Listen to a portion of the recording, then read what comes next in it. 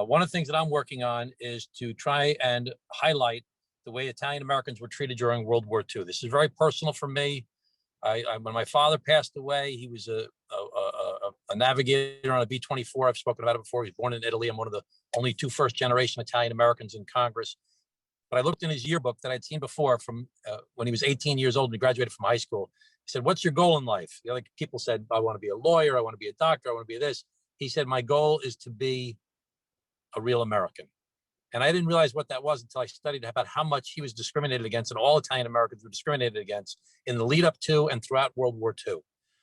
And we all heard about the internment of Japanese Americans, but we've heard very little about the Alien and Registration Act and its impact on Italian Americans, who were both incarcerated, who were moved away from their hometowns if they lived by the seaport, who were interrogated regularly, and who were just looked at askance because, of course, Mussolini had teamed up with Hitler. So everybody's like, "Hey, can we trust the Italian Americans?" Between that discrimination and discrimination based upon the mafia, we were treated awfully during that time period in our country. Now, of course, we're coming back. We're much stronger now, but we need to educate people about that history of Italian Americans. So I found a piece of legislation that Zoe Lofgren from California had introduced in the past. She really had no co-sponsors for it.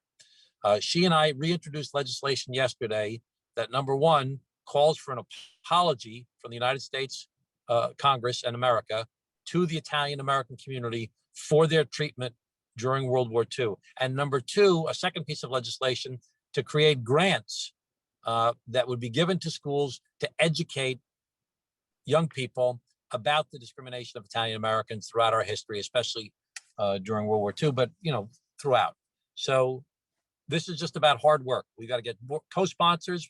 We got to get all of our Italian American members of Congress on this. We need to start fighting back and start showing people how we were treated. Now, there was a piece of legislation in 2000 to do a comprehensive study of what happened in World War II, the War Times Violation of Italian American Civil Liberties Act.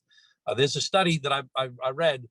It's really detailed as to which families were arrested, which people were arrested, where people were relocated, what communities were they worried about. It's a great report. There was just no follow-up on that once it was done. So we're going to follow up and keep on educating people about this by trying to pass this legislation.